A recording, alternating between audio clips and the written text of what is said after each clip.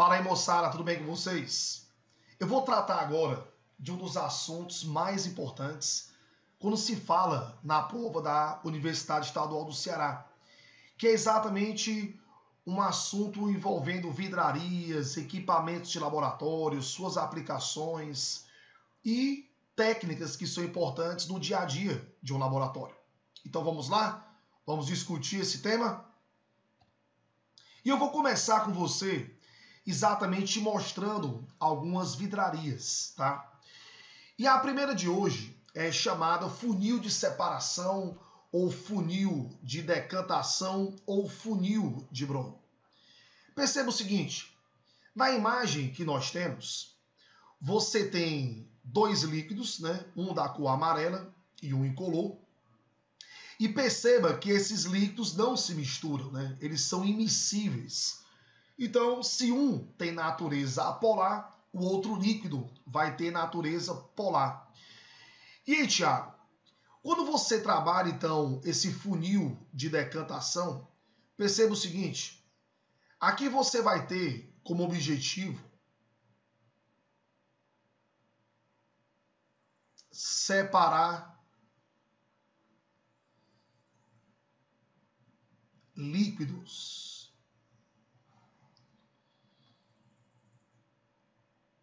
immiscíveis.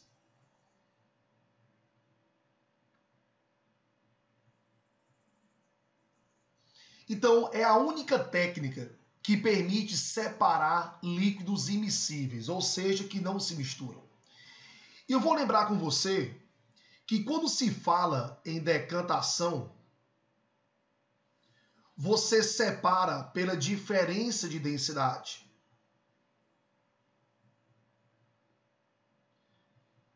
Então, separa pela diferença de densidade.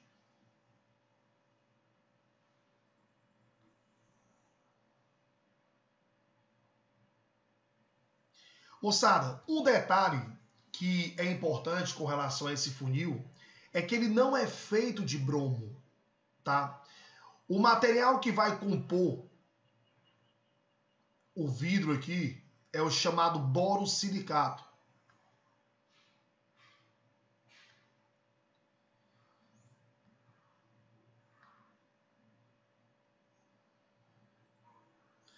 Quando você trabalha essa expressão bromo, ela está se referindo exatamente ao motivo pelo qual esse instrumento foi utilizado inicialmente. Quando você trabalha o BR2, ele é um líquido apolar.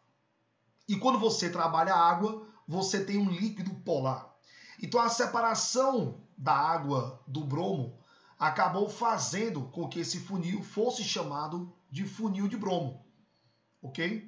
Exatamente porque o BR2 ele tem uma natureza apolar e a água tem uma natureza polar. Tranquilo?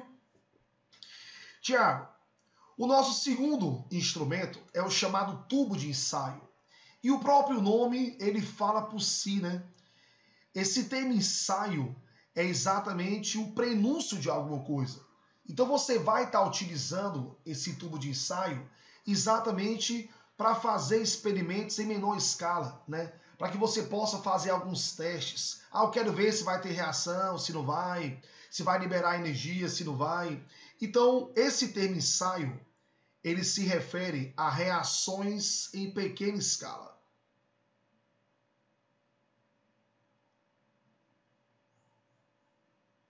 Então, reações ou misturas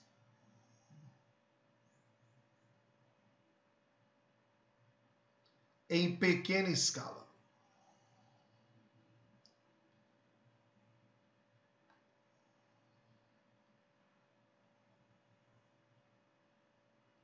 Um ponto que é interessante durante esses testes é que você não deixe a boca do tubo apontada para alguém. Porque você pode estar tendo uma reação que seja explosiva, né? Uma reação que possa liberar substâncias tóxicas, e isso pode atingir a pessoa ao qual o tubo está apontado, né? Então sempre manusear, já que é um teste, com o máximo de cuidado possível. Tiago, quando você usa a chamada placa de Petri, essa placa na química ela é muito utilizada para a secagem de amostras.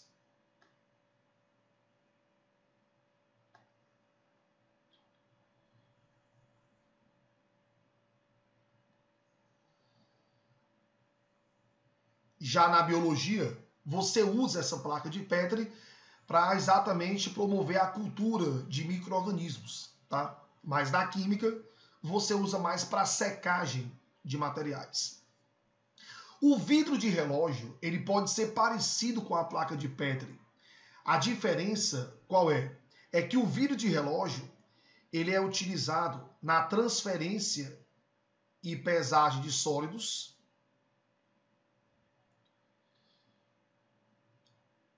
então transferência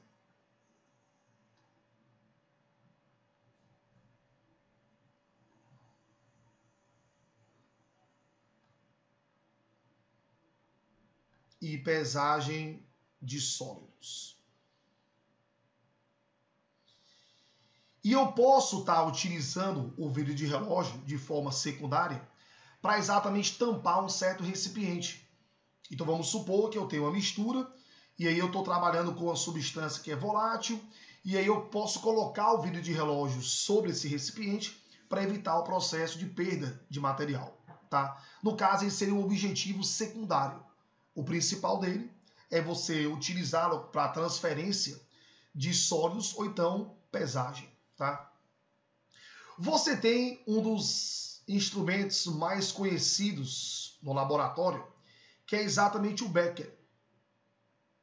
Então, no Becker, eu uso para preparar soluções.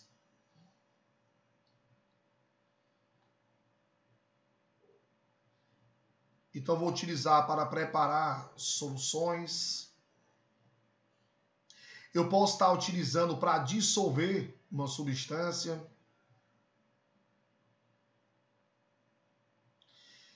Eu posso estar utilizando para aquecer um líquido.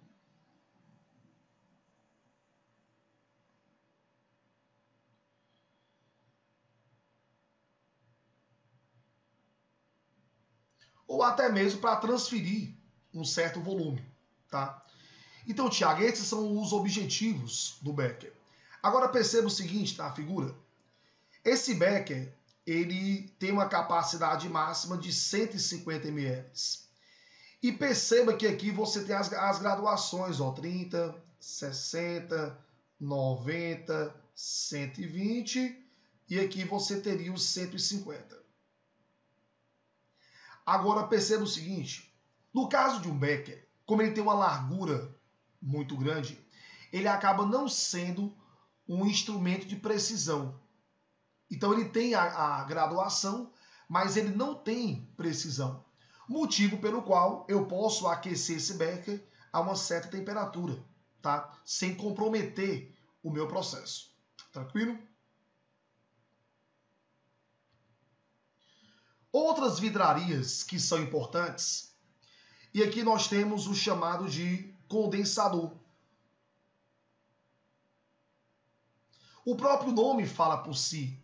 Eu vou utilizar para condensar vapores.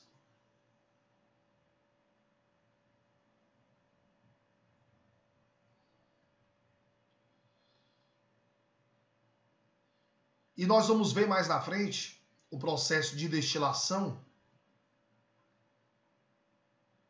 E aí nós vamos ver como esse cara ele é utilizado, tá? Mas para você ter uma noção, aqui dentro você tem uma espiral, percebe? Então a minha substância vapor, ela vai percorrer esse espiral, tá? E aí, Tiago, aqui você tem a entrada de água e essa água ela entra a uma temperatura menor. O vapor que passa do interior desse espiral vai perder calor para essa água fria, de maneira que a água que entrou fria agora vai sair aqui, ó, na forma de água quente. Exatamente porque o processo de condensação, ele é um processo exotérmico. Então, quando o vapor da minha substância, que está dentro do espiral, entra em contato com a parede fria, vai ocorrer uma transferência de calor. E aí a água que entrou fria, ela vai sair agora na forma de água quente. E a minha substância que perdeu o calor para essa água, ela vai sofrer o processo de condensação. Beleza? Então esse condensador, ele é utilizado aí no processo de destilação, tá? Você tem as bolinhas de vidro. Essas bolinhas, que podem também ser feitas de porcelana, tá?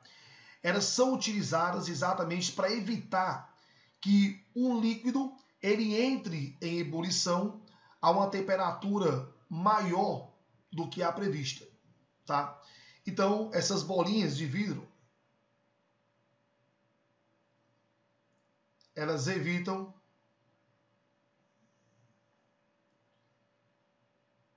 que um líquido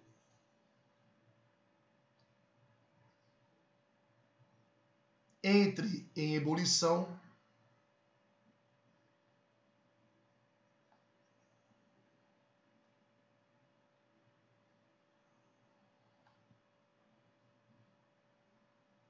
a uma temperatura superior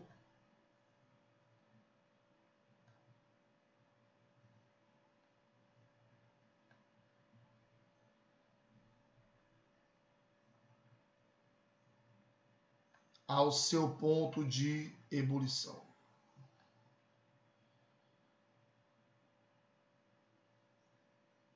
Beleza? Tiago, você tem o chamado bastão de vidro. E esse bastão, ele é utilizado para agitar uma solução. Então, agitar uma mistura.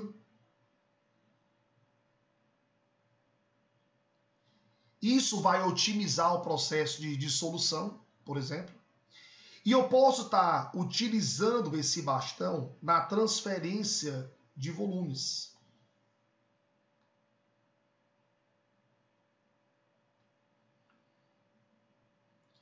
Então, transferência de líquidos.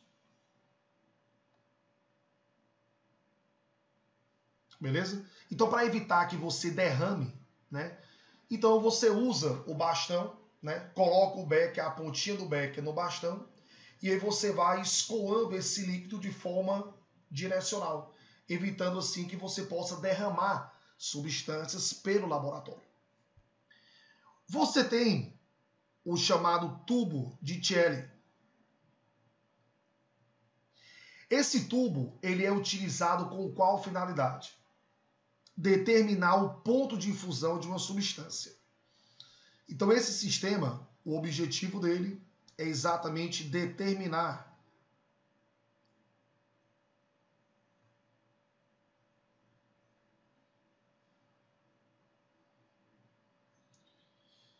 o ponto de infusão de uma substância.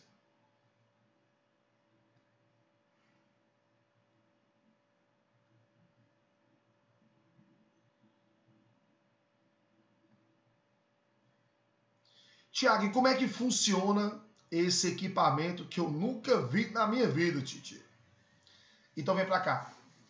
Aqui você tem o termômetro e associado ao termômetro, perceba aqui, ó, no ladinho, que você tem um tubozinho paralelo a ele, né? Que é um capilar. Aqui dentro você tem tua amostra sólida. Aqui você tem um líquido, onde vai ser mergulhado esse conjunto, termômetro e capilar. Esse líquido pode ser água, tá? Pode ser o óleo, a depender da substância que você esteja analisando.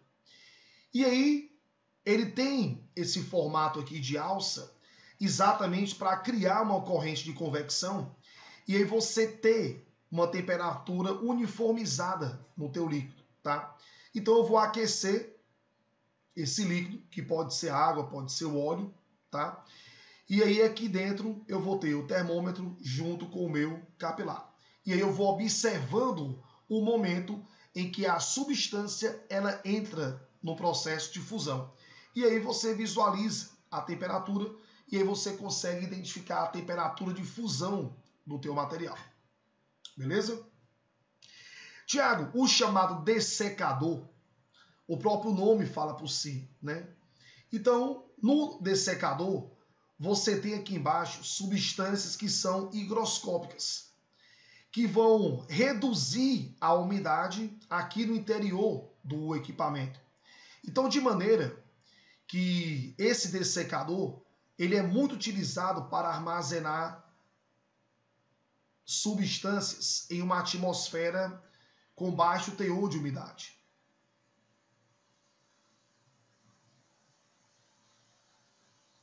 Então, o objetivo é armazenar substâncias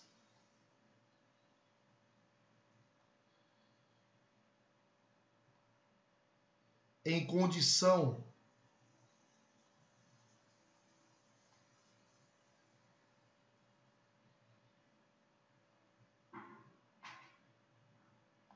de baixa umidade.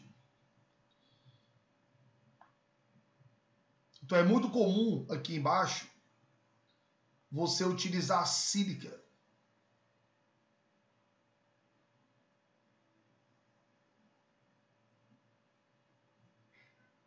Que é uma substância que retém umidade para ela, tá? É uma substância que nós chamamos de higroscópica, beleza?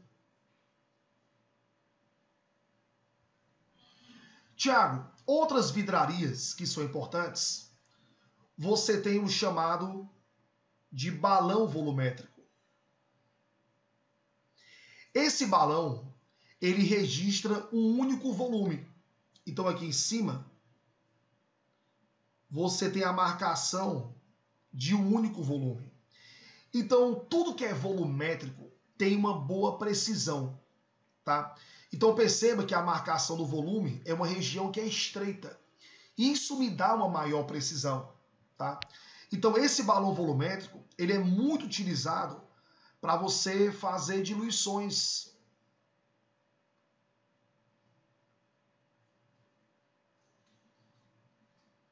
Então, diluição de solução.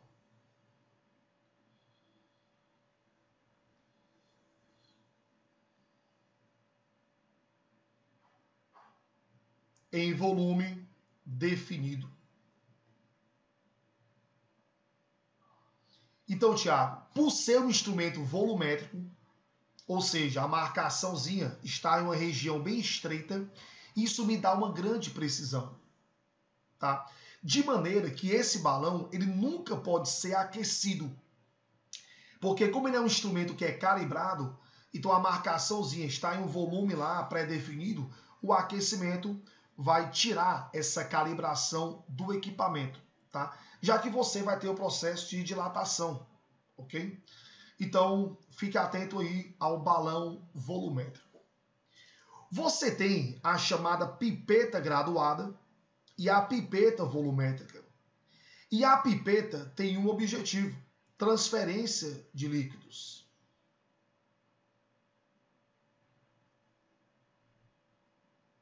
Então, a pipeta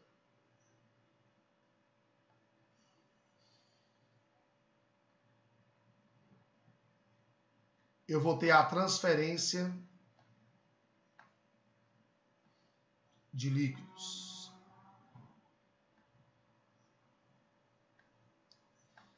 Mais a medição desse volume. Tiago, vem cá. Quando você pega, no caso da pipeta, a graduada, você tem várias marcações. A pipeta graduada, ela tem uma certa precisão. Agora, a volumétrica, ela é ainda mais precisa. Exatamente porque você vai ter aqui em cima a marcaçãozinha de um único volume. No caso, essa aqui, ó, 5 ml. Então é o seguinte, se eu preciso ter uma grande precisão, eu vou utilizar a pipeta volumétrica. A pipeta graduada, ela tem uma boa precisão, mas não é como a pipeta volumétrica, tá? Então, de maneira que a graduada você tem várias marcações de volume e a volumétrica você tem uma única marcação de volume, ok? Lembre-se, volumétrica você não deve promover aquecimento dela, tá? Nunca. Tranquilo? Tiago, a bureta ela serve para transferência de volumes.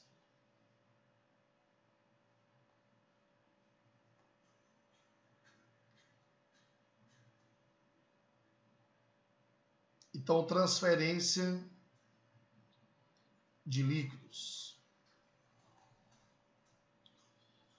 Um detalhe que é interessante é que a proveta, por ter regiões mais largas, né, ela não tem precisão. Então, se eu quero fazer uma transferência de volume com precisão, eu vou utilizar a pipeta, e de preferência a volumétrica. Porém, se a transferência não exige tanta precisão, eu posso estar utilizando aí a proveta, beleza? A bureta, ela é muito utilizada no procedimento de titulação, que eu vou te mostrar mais na frente, tá? E a grande vantagem da bureta é que você tem uma precisão alta e você consegue ter um maior controle no fluxo de líquido. Exatamente porque ela tem o sisteminha de controle. Ó. Então, a bureta ela é utilizada exatamente com o objetivo de você transferir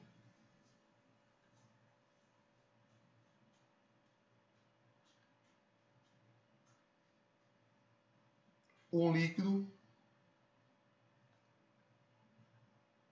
com precisão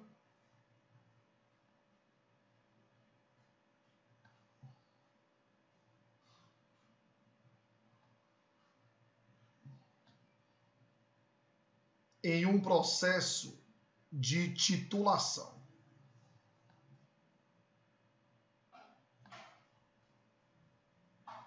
Que eu vou te mostrar mais na frente, ok? Moçada, quando você pega o chamado funil comum, ele é utilizado para que você possa transferir um certo volume sem derramar no meio, né?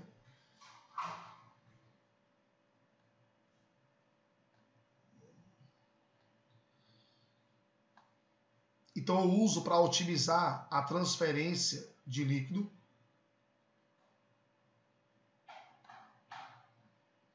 E você utiliza no processo de filtração, na chamada filtração comum. Então aqui você coloca um papel de filtro.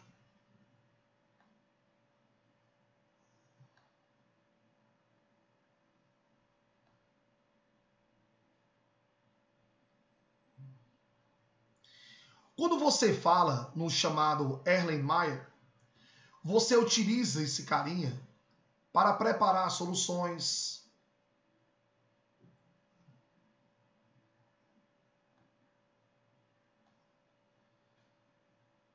Uma grande vantagem dele é que, como a boca é mais estreita, isso permite que você consiga promover uma agitação, né? Então eu preparo soluções agitando, por exemplo. Ele é muito utilizado também para aquecer líquidos.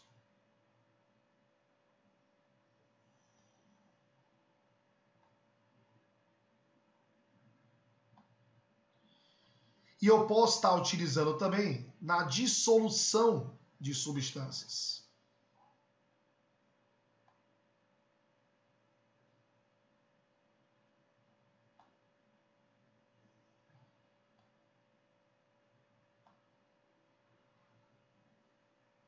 Então perceba que ele tem características semelhantes ao Becker, né? Só que aqui no Erlenmeyer eu não posso colocar um bastão de vidro, né? Fica difícil você agitar com o bastão.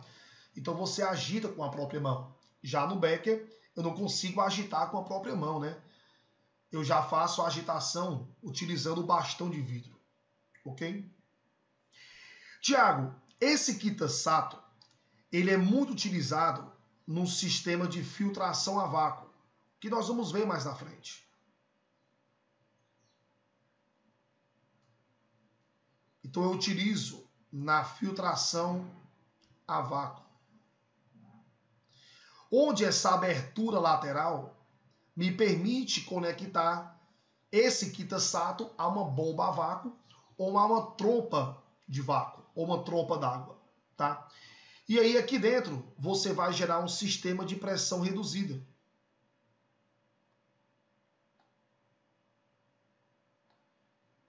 Que eu vou te mostrar mais na frente. Então, esse Kitasato, o uso dele é no processo de filtração a vácuo. Tiago, o balão de fundo redondo e o balão de fundo chato, eles são utilizados no aquecimento. Eles são utilizados para aquecimento de líquidos ou misturas.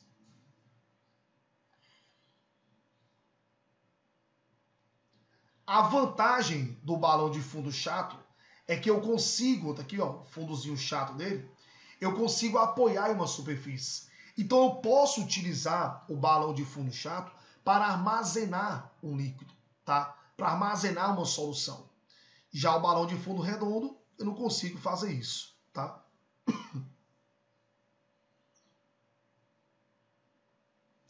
Tiago, você tem os utensílios de porcelana. Aí o que é que eu queria conversar com você? Quais são as propriedades da porcelana que deixam ela interessante em um laboratório de química? A porcelana, ela tem uma alta dureza, ou seja, é difícil de você riscar ela. Então, se eu passo nela uma espátula, não tem risco de você estar liberando algum fragmento, tá? A porcelana, ela tem uma alta resistência térmica e química.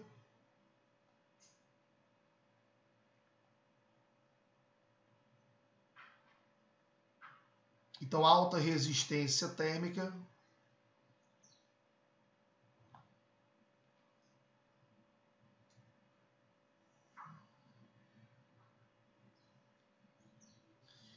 Agora, ela tem uma baixa tenacidade.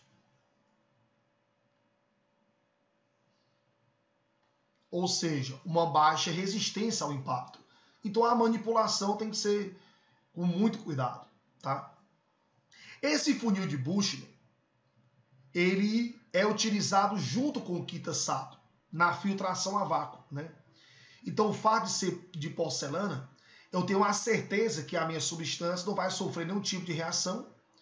E por ser de porcelana, ele vai ter uma maior resistência, né? Então, eu vou gerar um ambiente com diferença de pressão. Então, eu preciso de um funil que seja mais resistente a isso, né? Então, Tiago, esse funil de Bushnell, ele é utilizado junto com o Kitasato na filtração a vácuo. Tiago, esse almofariz e pichilo, ele é muito utilizado na trituração de sólidos.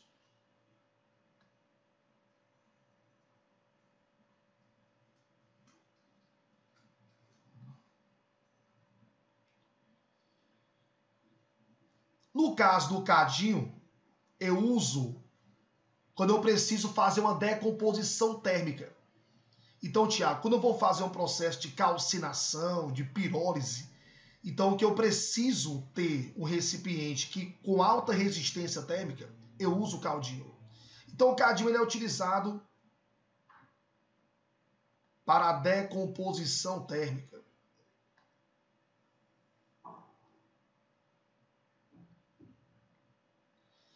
Então, a decomposição térmica nós chamamos de pirólise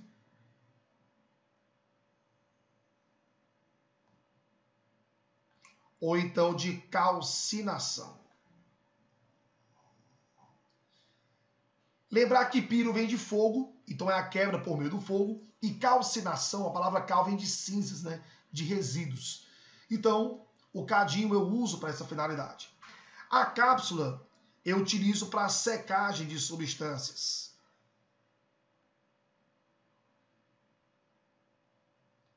Então, secagem de materiais.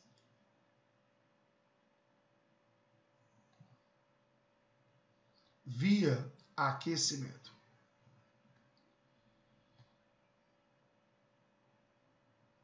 Um detalhe que é importante do cadinho é que você coloca ele em um forno. E esse forno recebe o nome de mufla.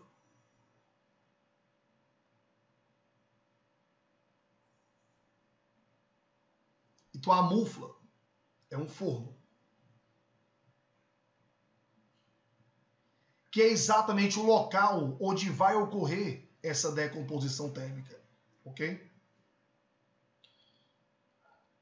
Tiago, você tem alguns utensílios gerais, né? Você tem a tela de amianto. A tela de amianto, ela distribui o calor de forma uniforme, né? Então eu jogo o bico de Bunsen, né?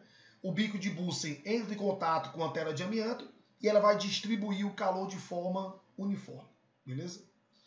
A pinça de madeira é para segurar tubo de ensaio. O suporte dos tubos de ensaio, quando eu quero fazer vários testes simultâneos, né? Então eu vou organizando no suporte. Essa garra metálica, ela é utilizada para segurar algum equipamento, no meu caso de um funil, por exemplo, ok?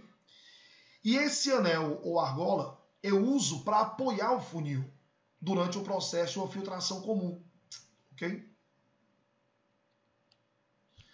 Você tem a pinça de madeira, ou a pinça metálica.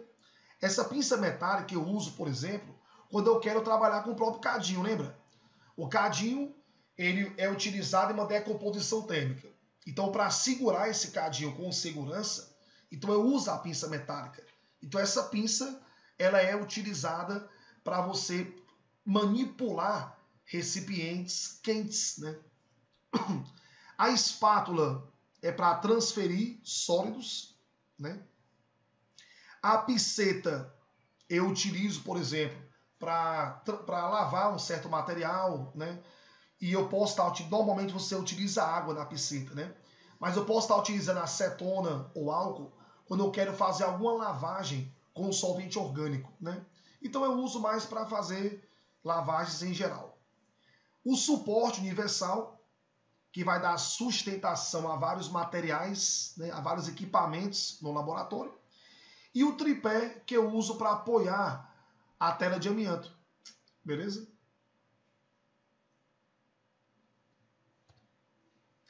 Tiago, aqui você tem a chamada trompa de vácuo, né? Ou trompa d'água. Então, qual é a função desse equipamento? A função desse equipamento é gerar no interior do Kitasato um ambiente de menor pressão. Enquanto que aqui fora eu vou ter um ambiente de maior pressão. Então essa trompa de vácuo, ela gera no interior do Kitasato um ambiente com pressão reduzida. E aí eu vou lembrar com você que tudo tende a sair do ambiente de maior pressão para o ambiente de menor pressão. Então você gera esse vácuo que vai puxar tudo que está fora para dentro. Então uma filtração que levaria horas para ocorrer, ela vai ocorrer em minutos, graças à diferença de pressão que foi provocado pelo uso da trompa de vácuo, ou então você usa uma bomba a vácuo, né? Ou então essa trompa de vácuo nós chamamos de trompa d'água. Beleza? Você tem a pera, ou o chamado pipetador, que você vai estar utilizando exatamente para acoplar a uma pipeta e aí você succionar, né? Puxar o líquido de um frasco. Então, no lugar de você pipetar com a boca, que é totalmente errado, você usa essa pera, tá? Então, de maneira que você vai apertar esse botãozinho aqui, ó, o A, para que o ar possa sair. O ar saindo, você gera um ambiente de menor pressão. E aí você vai succionar o líquido através desse botãozinho S. Então você aperta para fazer a sucção. Então você vai puxar o líquido por diferença de pressão até a marquinha que você quer. E aí você depois aperta o botãozinho lembrar de exit, né? Que é expirar o líquido, sair o líquido. Tranquilo? Você tem alguns equipamentos que são importantes em um laboratório, né? Esse agitador magnético eu uso para facilitar a dissolução de uma substância, né? Você pode controlar aqui, ó, a agitação e você pode também controlar a temperatura, tá? Então você põe uma barrinha metálica na sua solução, que é o ímã, né? Tu usa uma barrinha de ímã e aí você vai conseguindo aí agitar a tua solução sem precisar ficar o tempo todo lá com o bastão de vidro, né? Então muitos processos eles exigem uma agitação por um bom tempo, né? E para não cansar seu braço, você usa do conhecimento da física, tá? Essa manta aquecedora, ela é muito utilizada e aqui perceba, ó, tu tem um balão de fundo redondo, né? E aí eu vou estar aquecendo um líquido. Essa manta aquecedora, ela é muito utilizada no aquecimento de líquidos inflamáveis.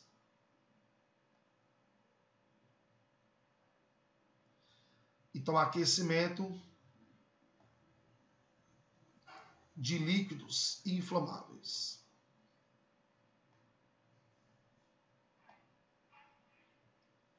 E você utiliza um balão de fundo redondo, né? Para exatamente a distribuição do calor ser bem uniforme, tá? Você tem a balança para fazer pesagem de materiais, né? A centrífuga, ela tem como objetivo separar um sólido de um líquido. Ela é muito utilizada quando o sólido está finamente dividido no líquido. Então, muitas vezes, para você conseguir otimizar o processo, você usa da força centrífuga para otimizar o processo de decantação, tá? A estufa, ela é utilizada para secagem de vidrarias, né? E quando você pega a capela, ela tem um sistema aqui, ó, de exaustão. Então, se você vai manipular uma substância que é volátil, né? Então você manipula na capela, porque ela vai sugar esses vapores, evitando que o vapor entre em contato com o seu rosto, tá? Ela é muito utilizada na manipulação de ácidos voláteis, né? Então, se você quer manipular ácido clorídrico, como ele é um ácido volátil, você manipula na capela, tá? Para não ter risco do vapor do ácido entrar em contato com você, beleza? Tiago, você tem o chamado bico de Bunsen. E esse bico, ele vai promover uma chama, né? Então aqui você tem um sisteminha que você controla a entrada do ar, tá? Aqui você tem a entrada do gás combustível.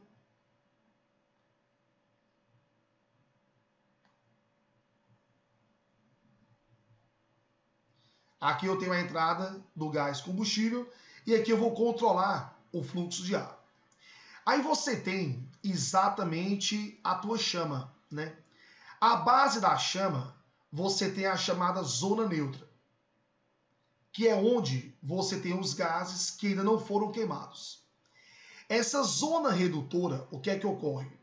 Aqui você tem uma combustão parcial.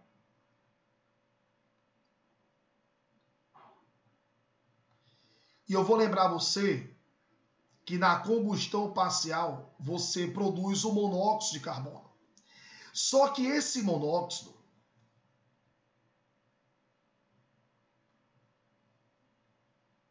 diante do aquecimento da própria chama, ele se decompõe. E eu tenho a formação da fuligem, que é o sólido, e a liberação de O2. Então, você tem nessa região aqui, ó, a chamada zona redutora. E por que eu chamo de zona redutora?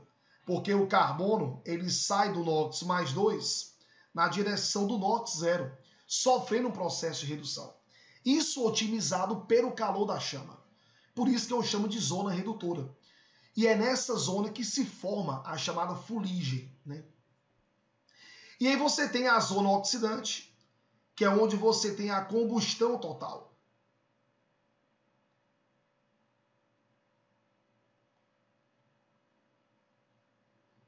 Que é exatamente onde você tem a formação de CO2 e água. Que é exatamente a zona de maior temperatura. Tranquilo? Tiago, algumas técnicas que são fundamentais quando você trabalha no laboratório, tá? Aqui você tem o mercúrio em um tubo de ensaio. Então perceba que você está formando aqui, ó, algo convexo. Já quando eu tenho água em um tubo de ensaio, por exemplo, você tem o meniscozinho côncavo. O que é que ocorre? Quando é que eu tenho o menisco convexo? Aqui no mercúrio, por exemplo, você tem a ligação metálica, que é uma ligação muito forte. De forma geral, só perde para a iônica. Então, como a ligação é muito forte, os átomos estão bem coesos, né? Criando esse menisco convexo. Então, esse menisco convexo, ele me fala que o mercúrio não tem tanta afinidade pelo vidro. Exatamente porque a interação entre os átomos de mercúrio é muito intensa, que é a ligação metálica. Já no caso da água, perceba que ela sobra um pouquinho aqui, ó, para as laterais, né? Isso quer dizer que a água tem uma boa força adesiva. Ela tem uma boa interação com a parede do recipiente, tá? Então, Tiago, no menisco convexo, a força coesiva, que é exatamente a força de interação entre átomos ou entre moléculas, é muito grande. Já na água, com o tubo de ensaio, por exemplo, ele fica alojado nas paredes, né? Mostrando aí uma boa força adesiva, ok? E aí, Tiago, quando você vai fazer medições, olha como é que tem que estar o teu olho aqui, ó. Tem que estar na altura da linha do menisco. Então, quando você vai manipular, sempre deixar o menisco na altura dos olhos, para que você possa fazer a leitura com precisão, tá? Então, aqui tem o teu olhinho, a altura dos olhos, e aí você tem a linha do menisco, ok? Então, essa é a forma correta de você fazer a leitura de um experimento. Tiago, nos equipamentos, você tem muito a questão da destilação simples e da destilação fracionada, né? O ponto que é interessante é o seguinte: a destilação simples você usa quando há diferença de temperatura de ebulição. Então, lembrar que toda destilação você separa pela diferença entre as temperaturas de ebulição. Quando essa diferença é maior do que 80 graus, tu faz uma destilação simples. Quando a diferença é menor do que 80 graus, tu faz uma destilação fracionada. Então, Tiago, na destilação simples, aqui você tem a tua mistura, tá? No balão. Você submete a um aquecimento. A substância mais volátil, ela entra no chamado condensador. Ela perde calor e passa para a fase líquida, caindo aqui no Erlenmeyer. Lembrando que você teve uma vaporização e depois uma condensação. A substância que cai aqui, nós chamamos de destilado. Já a substância que vai ficar aqui é o chamado de resíduo. Então, resíduo é aquele componente com maior temperatura de ebulição. Ele não vai mudar o estado físico dele. Já o destilado é aquele componente com menor temperatura de ebulição. Ele vaporiza e condensa. Quando a diferença entre as temperaturas de ebulição é menor do que 80, eu preciso estar utilizando aqui, ó, de uma coluna de fracionamento.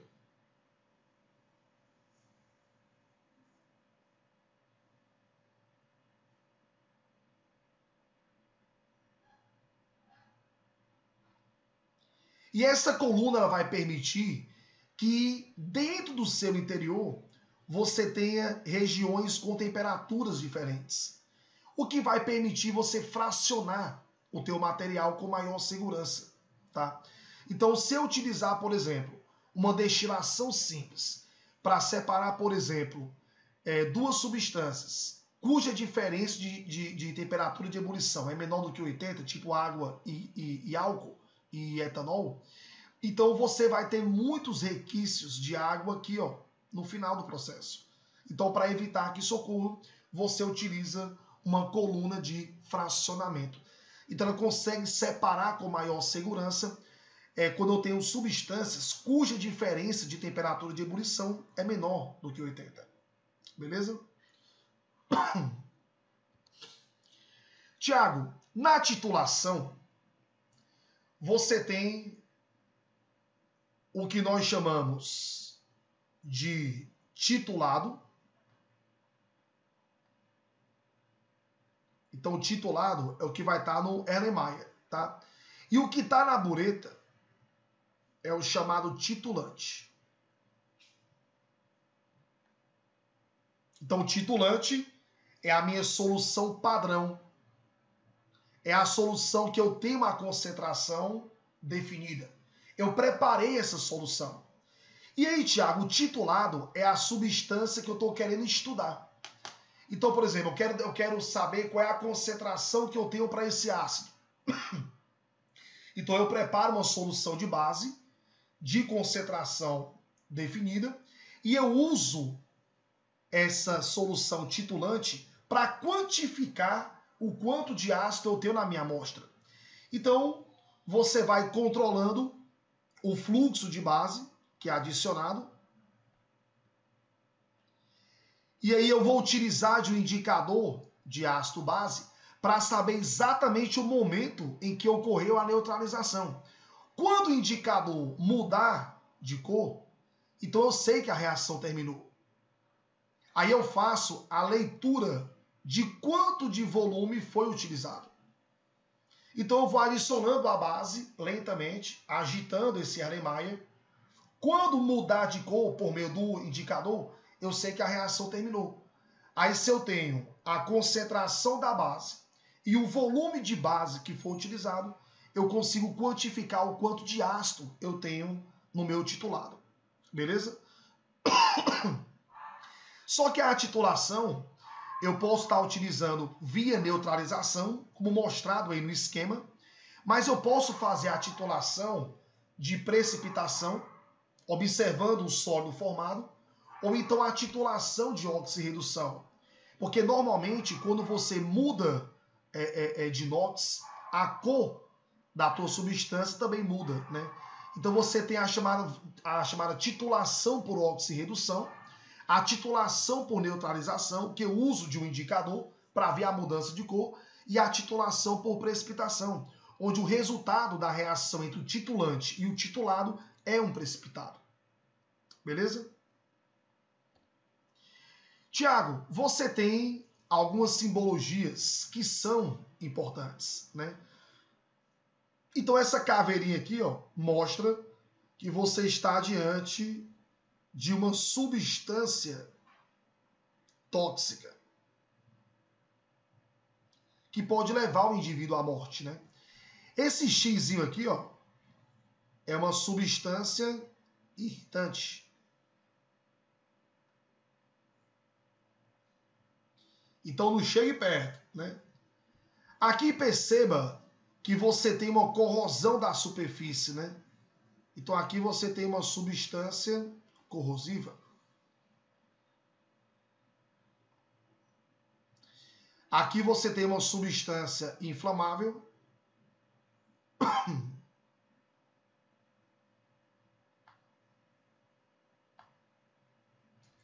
Aqui você tem uma substância radioativa.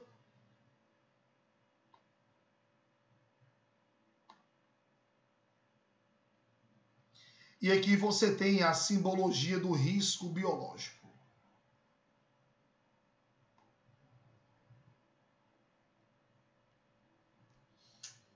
Beleza, hein, moçada? Então você tem aí uma revisão de alguns pontos que são importantíssimos quando você trabalha essa conjuntura do laboratório. Beleza? Um detalhe que é importante, esse lance de substância corrosiva, é a manipulação de ácidos, tá? O correto é você adicionar o ácido na água e não a água sobre o ácido. Porque quando você adiciona água no ácido, a reação é altamente exotérmica e isso pode gerar um borbulhamento muito intenso e você soltar, né, ácido por todo o teu ambiente, o que não seria legal para quem está manipulando. Então o correto é você adicionar o ácido na água, porque a reação de ionização vai ocorrendo e você vai liberando essa energia que vai se dissipando na água, que apresenta um alto calor específico. Então vai evitar que a tua variação de temperatura seja muito intensa e isso possa gerar, de repente, a liberação de líquido ácido no meio. Ok? Um cheiro, valeu!